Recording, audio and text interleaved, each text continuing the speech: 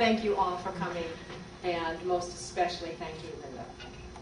Thank you so much for encouraging me to, we've been going back and forth with communication on our email, and it's just been really a really nice experience, so I appreciate it very much.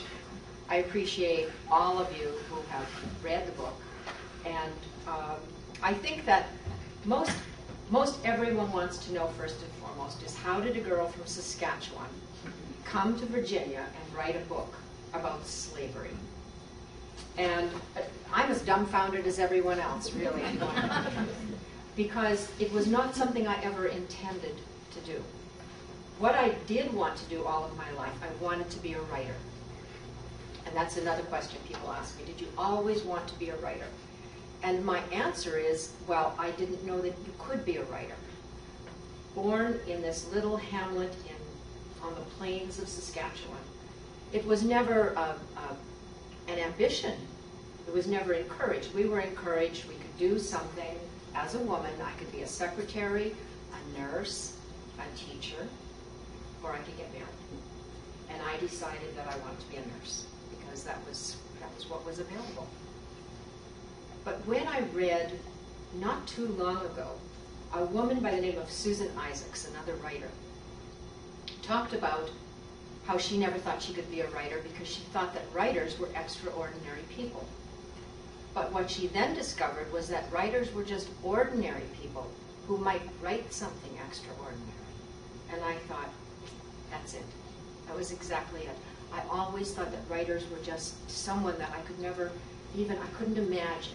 They were sort of like nuns, where you just didn't have any idea. Can you tell I was raised Roman Catholic? Yes. So, about 20 years ago, 18, 20 years ago, my husband and I came down from up north and found this beautiful old, well, it wasn't beautiful at the time. It was really boarded up, brick house that had once been in 1830 a stagecoach stop. And it was just, we fell in love with it, and the realtor, I think, really thought we had lost our minds. We just fell in love with this place. So we bought it. And because it happened so quickly, my husband's transfer didn't happen. So I came down to Virginia, to what was over in the Pamplin area, to this place that was, didn't have running water, had running water, but just barely. Some of the house didn't have electricity. But I came into this community that was so warm to me and so enclosed me, came to me and asked if they could help and just supported me. And I had so many wonderful experiences with those people that I began to keep a journal. Now, I had often kept a journal, but never consistently. And this was the first time in my life that I didn't have an outside job. And I was at home, I was taking care on this little farm. We had some cashmere goats, we had horses, we had dogs and cats, and all of these animals. So I was really taking care of the farm while my husband would come down only on weekends. While I was doing that, I was writing on the experiences that I was having. And after about a year, my husband did come down. I continued to write this memoir. And after about, maybe 5 years, the place started to get into shape, and it was becoming a home. So we decided to open a tea room in this home, and that served its purpose. We had artists who came from all over. In one of the little cow sheds, we had a place to sell. We had a little gift shop, and it was really fun. We had an herb farm, and I was really living my dream. At that time, an older woman that I had heard about in the community came to visit the tea room. And I was sort of reluctant to meet her because I had been told that everyone just loved her. And she was so well-thought in the community that I thought, oh, I really had no idea what she would think of me. But she was a poet, and I was just fascinated with meeting a real writer. So Eleanor did come she was brought for her birthday to the tea room. And I was brought over to the table and introduced to Eleanor Gurrito. Now she's some years older than myself. And when I met her, she had been told that I wrote because I had told my neighbor that I was keeping this memoir. So Eleanor said to me, Kathleen, I understand that you write. And I said, oh, sure. I was just so full of myself. And she said, well, do you have anything for me to read? So I trotted upstairs and I came back down with this big, thick manuscript of what I had been writing. And this is the kind of woman she is. She took it with her. She took it home and she read it. And she called me a couple of days later on the telephone and she said, Kathleen. And I said, yes. And I thought, oh, we're going to be writing buddies. This is so great. And she said, Kathleen, I read your manuscript. And I said, oh. And she said, would you like some help? And thank goodness I was able to get over myself enough to say, yes, please. So for the next 2 years, a couple of times a week, every week, Eleanor had me come over and sit in her study, and she taught me how to write. We went over that memoir, word by word. And because she is a poet, and a beautiful poet, she taught me that every word counts. So with that background, I was still just keeping my journal, and I just didn't think too much of it, and had no real intent. I had, as Taylor had mentioned, I did submit a short story years before, and there was that rejection, and that was all I needed was one rejection. It was a good one, too, now that I look back. So I really didn't have any idea of writing. There was another woman who had inherited a plantation, a family's plantation, and she was from up in New York, and she had come down, and we got to know each other, and she had invited us over for dinner. We went for dinner, and she said, just go look around and see the work that we've done, and that was my idea of a good time. I was, going through the house. She had inherited some beautiful antiques. On the wall in her foyer was an old map, and we were able to find our place on this map. Next to our place on the map was a notation, and that notation said Negro Hill. It was written in. And I can't tell you what it was about that notation, but there was something about it where I was just zoomed into it. I couldn't let go of it. So I asked everyone there, what was that about? Do you have any idea? No one had any idea. I started to ask local historians, 4 different people that I asked, and they each had 4 different stories. And then because I was new to the community, or relatively new, only 10 years or something like that, I know that there's a certain amount of respect that you have to show to the people who live in that area. And I thought, if I'm not meant to know this real story, then I'm not meant to know the real story. But it just pulled on me all the time. I would go down to meditate every morning. At the bottom of our 25 acres was this little stream. And I would go down there and meditate every morning and then come back up. That one morning, I was doing that. I came up and I just said out loud, I looked in the area and I said out loud, what happened there? What happened there? And I came back into the house and I sat down to do my daily journaling, and for the first time something different happened that had never happened before. And that was where I was starting to get little flashes of something. So I thought, well, I'll just write what I'm seeing. And that's exactly what I did. This is what I wrote. 1810, Lavinia. There was a strong smell of smoke, and new fear fueled me. Now, on the familiar path, I raced ahead, unmindful of my daughter behind me, trying to keep up. My legs were numb, unused to this speed, and my lungs felt as though they were scorched. I forbade myself to think I was too late, and focused all my strength on moving toward home. Foolishly, I misjudged, and meaning to take a shortcut to the stream, I swerved from the path to dash through the trees. To my horror, I found myself trapped. I pulled to free my long blue skirts from the blackberry brambles that had snared me. As I tripped my way out, Ellie caught up to me. She attached herself to my arm, sobbing and trying to hold me back.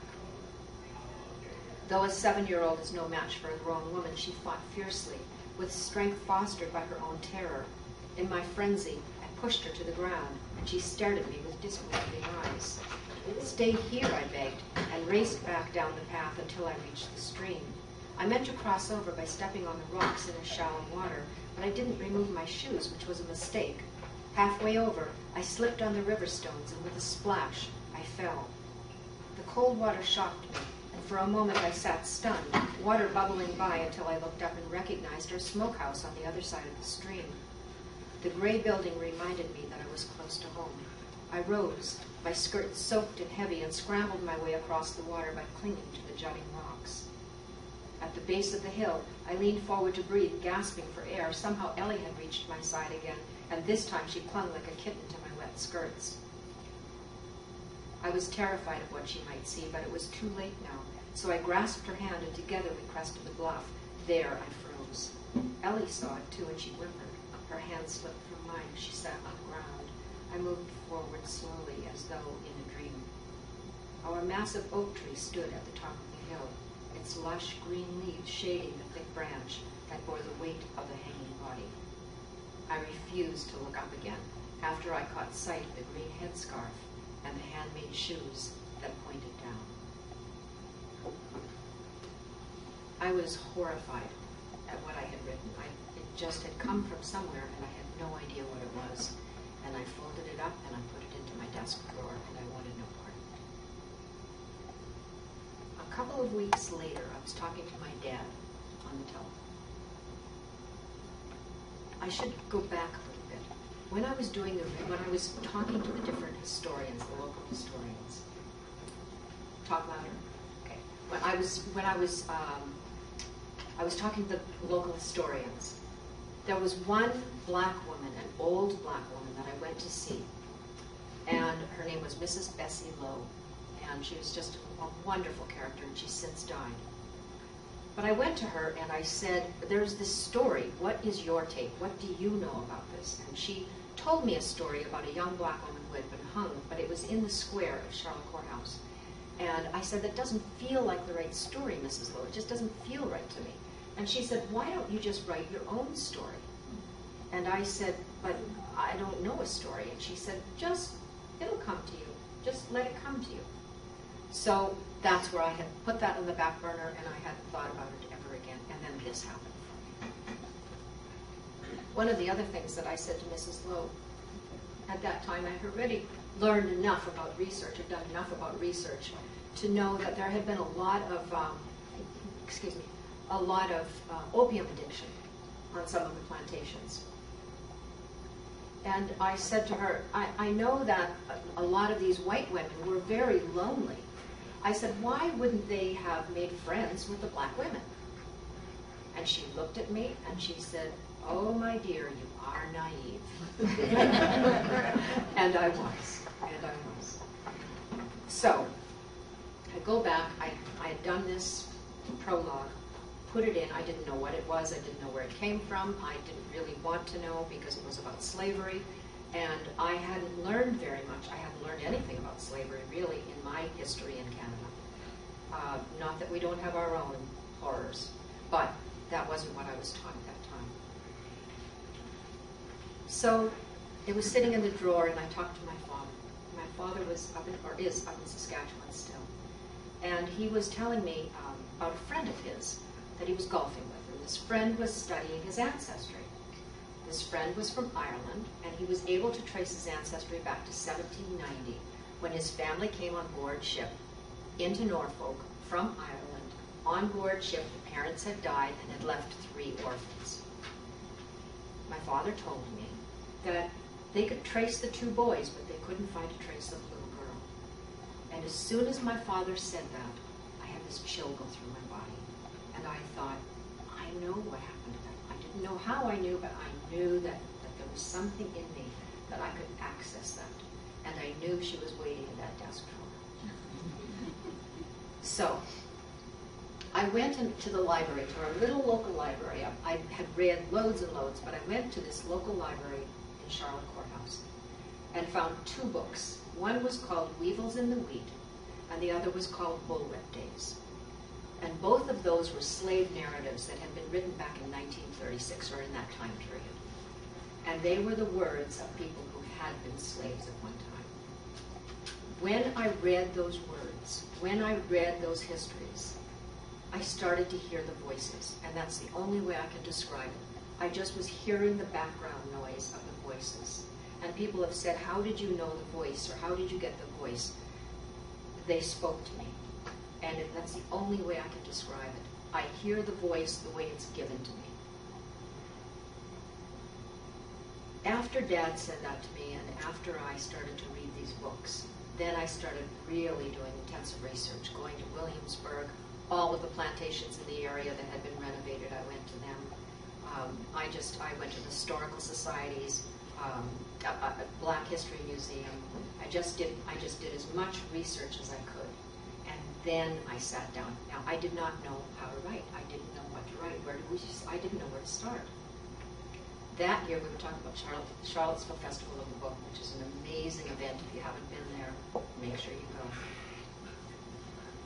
That year, Robert Morgan was reading from Gap Creek. I had read the book, and I loved it because it was told first person from the vantage point of a 16-year-old girl. It was actually his grandmother, at least that's the way he explained it. But when I went that year, I sat in the audience, and I just had no idea how to start my own story. But Robert Morgan picked up his book and he started to read. And as soon as he started to read from Gap Creek, I just had this knowledge. I just had this, that's what I'm supposed to do. He was able to access the voice of a 16-year-old woman. And I thought, I'm supposed to access the voice of this little girl. Let her do the talking. So that was the key for me to come home and sit down to be able to write. So that's exactly what I did. And this is where I started. 1791, I knew I had to go back. I knew that woman at the beginning was the little girl, and I had to go back for her. So this is 1791, Lavinia. In that spring of 1791, I did not understand that the trauma of loss had taken my memory. I knew only that after I woke wedged between crates and bags, I was terror-stricken to discover that I did not know where I was, nor could I recall my name. I was frail after months of rough travel, and when the man lifted me from the wagon, I clung to his broad shoulders. He was having none of that, and easily pulled my arms loose to set me down. I began to cry and reached back up for him, but he pushed me instead toward the old Negro male who was hurrying toward us. "Jacob, take her," the man said. "Give her to Belle. She's hers for the kitchen." "Yes, Cap." The old man kept his eyes low. "James, James, you're home!" A woman's call. Hopeful, I stared up at the enormous house in front of me. It was made of clapboard and painted white, and a wide porch framed the full length of the front. Towering columns, circled with vines of green and violet wisteria, stood on either side of the broad front steps, and the air was thick with the fragrance this early April morning. "James, why didn't you send word?" the woman sang out into the morning mist. Hands on his hips, the man leaned back for a better view. "I warn you, wife, I've come home for you. Best come down before I come up." Above, at a window that opened to the floor, she laughed, a figure of white froth capped by billowing auburn hair. "Oh, no, James, you stay away until you've been washed." "Mrs. Pike, prepare yourself," he shouted, and bounded over the threshold. Inside, he continued to shatter the peace. "Where is everyone?" he called. "I'm home." At a run, I began to follow, but the dark old man caught my arm and held me. When I fought him, he lifted me up, and I screamed in terror. Swiftly, he carried me to the back of the house. We were high on a hill, and out farther, lesser hills surrounded us. A horn blasted, frightening me further, and I began to hit at my captor. He shook me firmly. "You stop this now." I stared at him at his foreign, dark brown skin that contrasted so with his white hair, and his dialect so strange that I scarcely understood. "What you fighting me for?" he asked. I was exhausted by it all and dropped my head on the man's thin shoulder. He continued on to the kitchen house. "Belle," the old man called. "Belle." "Uncle Jacob, come in," a feminine voice called, and the wooden door creaked as she pushed it open with his foot. Uncle Jacob slid me to my feet while a young woman came slowly down the stairs, then came forward, quickly tying a band of green calico around a thick braid of glossy black hair. Her large green eyes grew wide in disbelief as she took me in. I was comforted to see that she was not as foreign-looking as the man who had brought me to her, for though her light brown skin still differed from mine, her facial features more resembled my own. Uncle Jacob spoke. Can't send this child to you, he say she for the kitchen house. What's that man thinking? Can't he see she's white? The woman sank in front of me and turned me around. You been sick? She wrinkled her nose. I got to burn these clothes. You nothing but bones. You want something to eat? She pried my thumb from my mouth and asked if I could speak. I could find no voice and looked around, trying to place myself. Belle went to the enormous fireplace that stretched the length of the room. There she poured steaming milk into the wooden mug.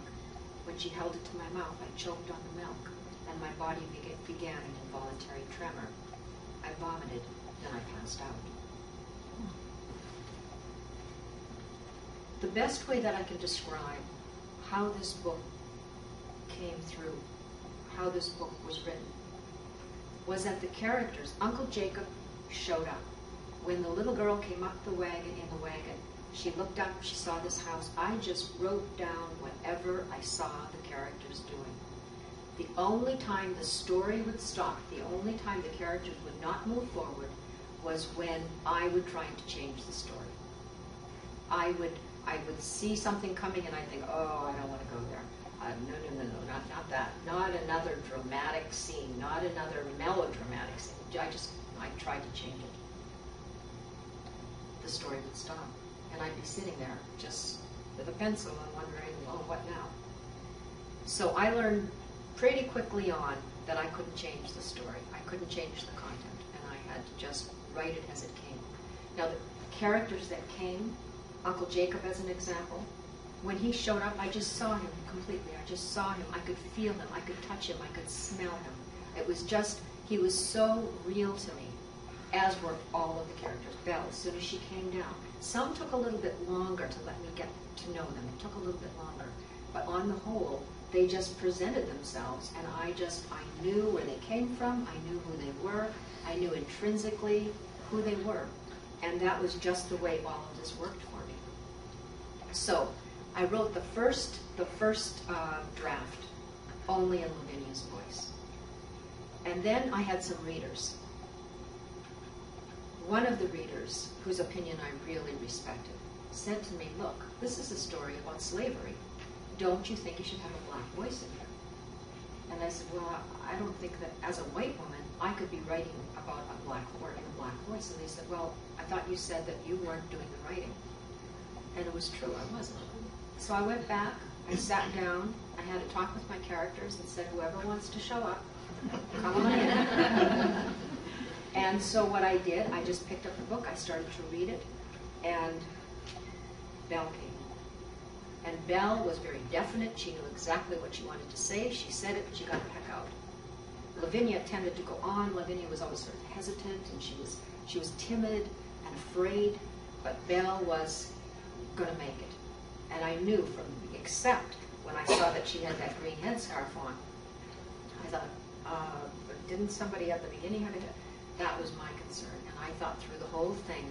I was as surprised as any reader to discover that Belle did not die in the end. I hope I'm not spoiling this for anyone. But that's the truth. I really had no idea. So I then decided, okay, Belle, let's give you the opportunity to speak. And that's exactly what she did. So I'll just read a little bit of Belle. Uncle Jacob knows the story about my real mama.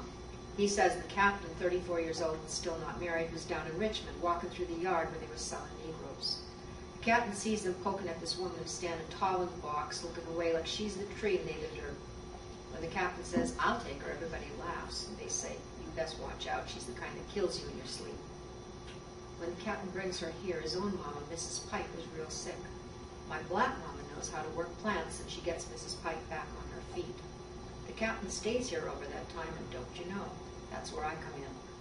But when I was born, my mama got the fever and died.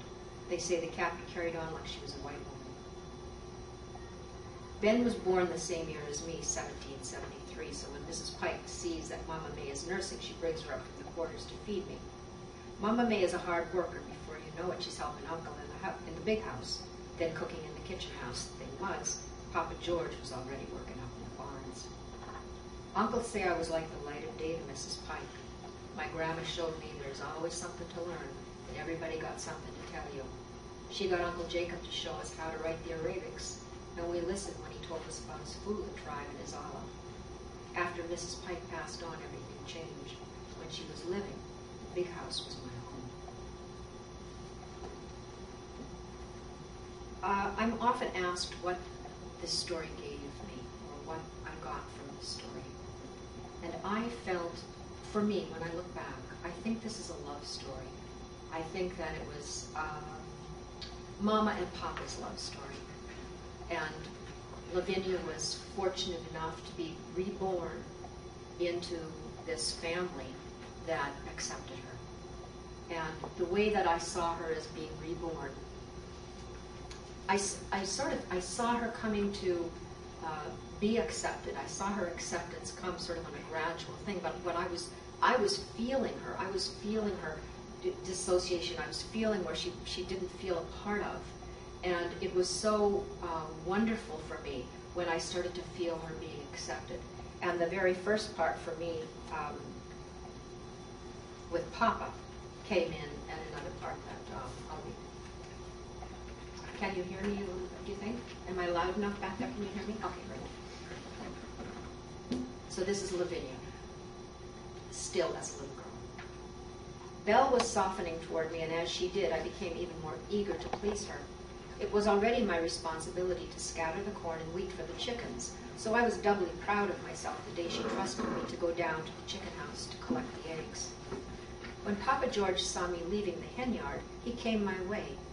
Eager to shine at my new responsibility, I painstakingly placed my full basket on the ground before carefully closing the gate behind me. "You good with the hens, Lavinia," he said. "You a good girl."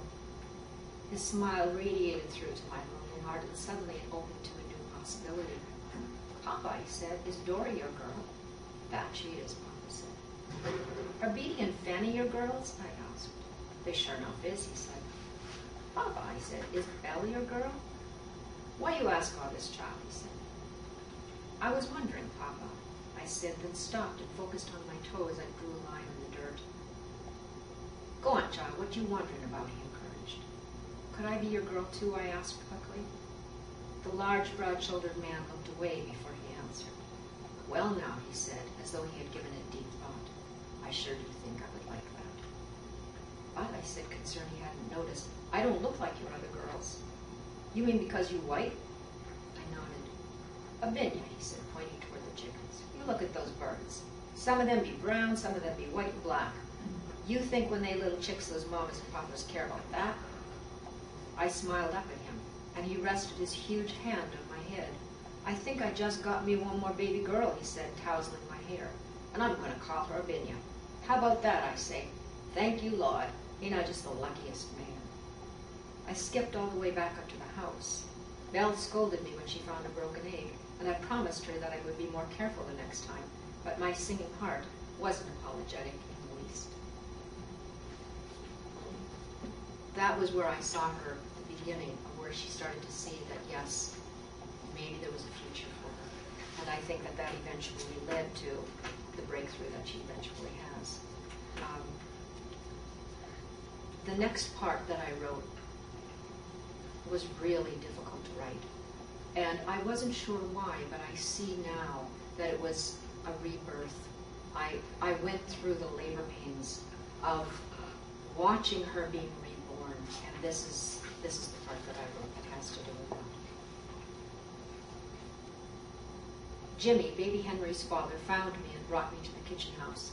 I had been missing all of that day. In the evening after dark, Jimmy had gone alone to mourn his son. He had stumbled upon me in the woods. They say I rocked silently for almost 2 days, and finally Mama May came. She sat down next to me on my pallet, then told Belle and the twins to leave. "Lavinia," she said firmly, "why you rocking like this?" I rocked wildly as I clung to the memory of the pain of my mother. I couldn't release it. I would lose her again. "Lavinia," she said, trying to hold me still, "you tell Mama May why you rocking like this." She held my face and forced my eyes to meet her. "You talk to Mama, Lavinia. You got to talk. Don't you go away like this. You talk to Mama. You tell her what the trouble is." I tried to pull away, needing the force of motion to still the nausea, but Mama took my rocking self to her lap. Pressing me to her strong bosom, she slowed my rhythm to match her own. Mama going to take this pain from you, she said. Rocking back, she breathed deeply, pulling me into herself, and as we rocked forward, she exhaled in deep guttural moans the sorrow I was holding. Back and forth she rocked, bringing to the surface the festering poison of the nightmare I had been hiding. I tried to breathe with her, but my breaths came in short rasps, and I felt as though I were drowning. Now, she said, you tell Mama. I whispered the horror. Baby Henry is in the water. Baby Henry not in the water, she said. That baby with the Lord. He in a good place. He laughing and playing with other children of the Lord. He not hurting no more. He in a good place. My ma is in the water, I whispered again. Abinia, your mama with the Lord, just like baby Henry. Matter of fact, she be holding baby Henry, and they're playing together right now. Listen, you can almost hear them laughing. This world not the only place. This world is for practice to get things right. Times the Lord say, nope, that mama, that baby Henry, they too sweet to stay away from me no more. I brings them home. I knows this, Abinia, she said, her solid arms and words of conviction anchoring me. Mama saying there are times we got to trust the Lord. Somehow, I heard Mama May's truth, and my heart believed her. Having found my past, I clung to this mother who now gave me my future. Ma, I keened. Ma! And my cries finally released the tears I had stored since my arrival. Mama's here, I was reassured. Mama's here. That was probably the hardest passage for me to write. It was just painful. And I really had no idea what was going to be coming. And when she held her to her bosom, I cried my way through that. I would write a few words, I would get up and pace, and I'd sit down and write a few more words. It was really a painful part. There were a couple of others that were difficult, but I think this was the singular most difficult part for me to write. I would like to just tell you also about Eleanor. I, of course, wrote this book. I hadn't shown it to her. I told her I was writing this book. She said, give it to me when you're finished. So I finished, and I took it over to Eleanor. And she read it. And I waited for about 4 days before she called. And I thought, whoa. And I wanted her to help me. So I went over to see her, and her point of reference at that point was Cold Mountain by Charles Frazier. That book was out, and it was really well received. And Eleanor grew up in Amherst, in the Amherst area, so she related to that whole thing and to the whole southern thing. So I knew I was up against some odds with Eleanor in this. I came over to her home. She was sitting in her study. She had the manuscript on her lap.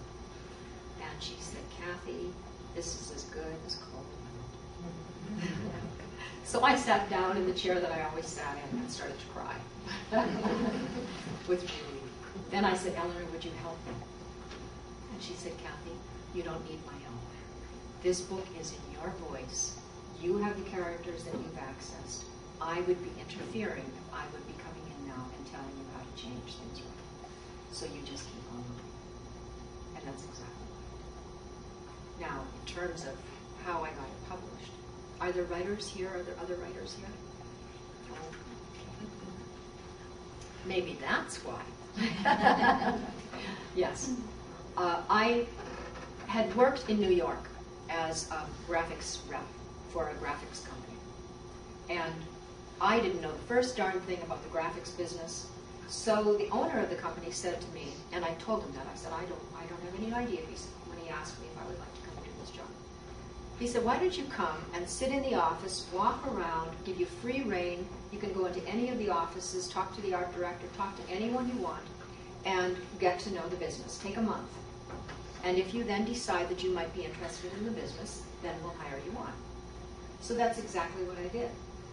And when it came time for this, when I had finished this book, I knew somehow it was, for me, I call it a spiritual gift. It was a spiritual gift for me. I had had some trauma that I was dealing with at this time, and it gave me a couple of hours every day to go into a place where I was given an example of unbelievable courage. So I decided to, I lost my train of thought. What was I talking about? Other writers. Oh, yes. Approach this as a business. I knew that to publish, and there were publishing houses, so there was a business involved. And I studied the business. Now, Charlottesville Festival of the Book was amazing because you can go there and they have editors, and then really, you can really learn so much. If you're an aspiring writer, you can learn so much. But then I got books, I talked openly to people, asked them questions, but I got to know the business. I got to figure out what to do and what not to do. A couple of times I did what I was not supposed to do.